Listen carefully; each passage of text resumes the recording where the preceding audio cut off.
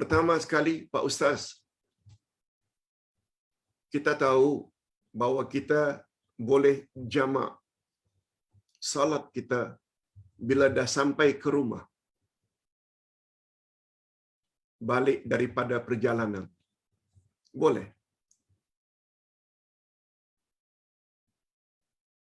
Balik dari Johor ke Sungai Besi atau Kuala Lumpur. Lalu kita tidak lakukan salat zuhur dan asar dalam perjalanan. Jam 5 sampai di rumah, kita boleh buat jamak. Jamak takhir namanya.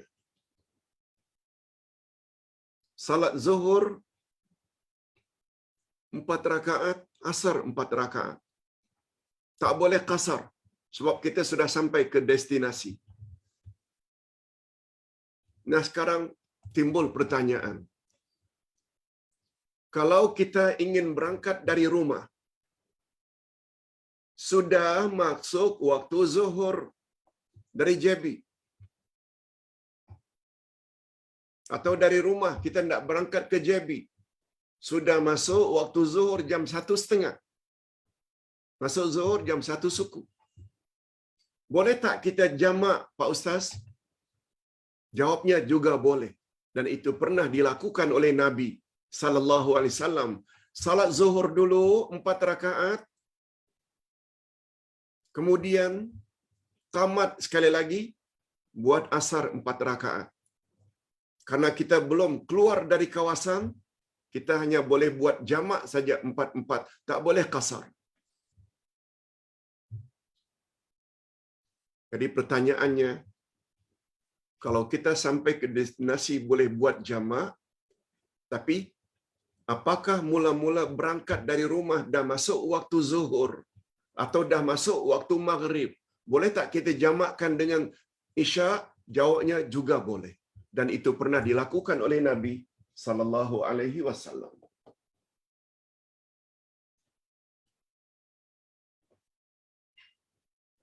Bagi yang punya kitab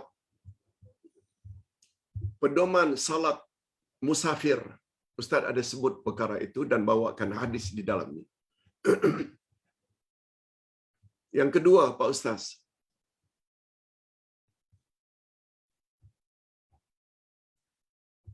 seorang ibu yang uzur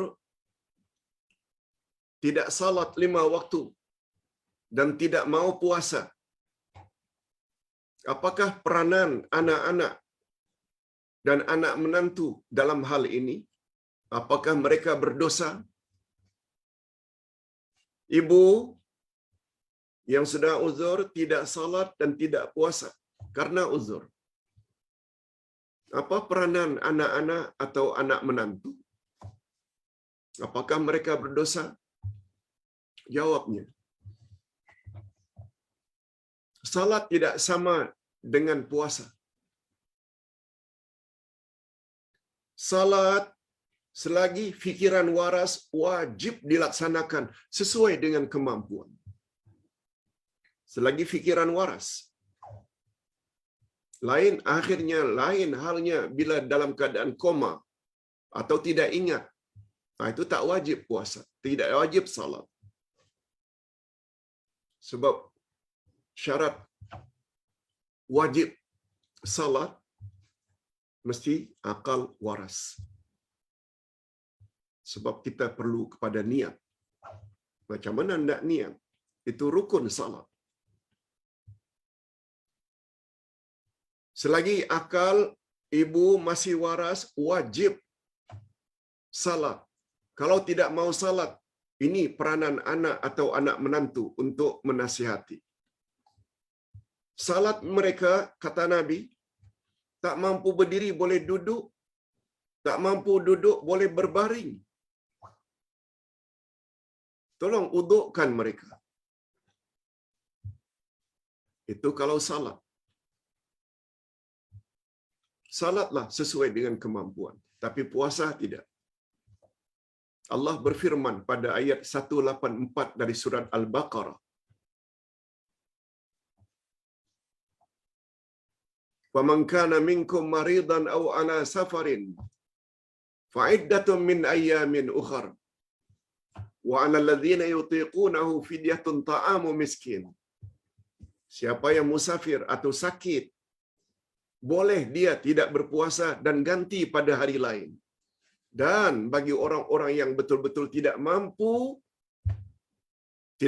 di sini terlalu tua, tak boleh berpuasa, atau penyakitnya cukup kronik walaupun masih lagi muda, mereka cukup bayar fidyah saja, tak perlu puasa.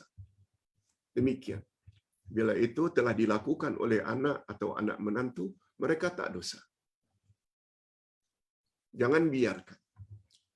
Dan yang terakhir, Pak Ustaz,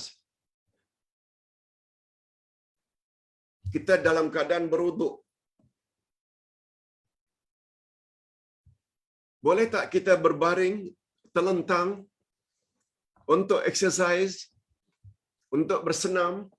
Kadang-kadang kita sudah berwuduk, cuma ada sedikit masa kita baring, telentang sambil exercise. Batalkah wuduk?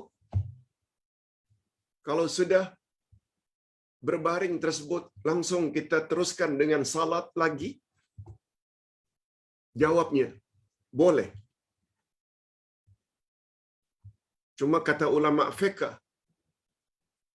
bila kita tidur dalam keadaan menelentang, wuduk kita batal. Tapi apabila kita tidur dalam keadaan duduk, majoriti ulama fiqh mengatakan tidak batal. Sebab kita tidak bimbang kita akan buang angin atau kentut. Berbeza halnya bila kita tidur dalam keadaan menelentang. Sangat mudah buang angin. Itu kalau tidur yang boleh mengakibatkan batalnya wuduk. Tetapi kalau sekedar berbaring, tidak tidur, tidak automatically membatalkan wuduk. No, kita boleh salat lagi karena wuduk tidak batal. Ini dulu yang dapat Ustaz sampaikan. Mudah-mudahan ada juga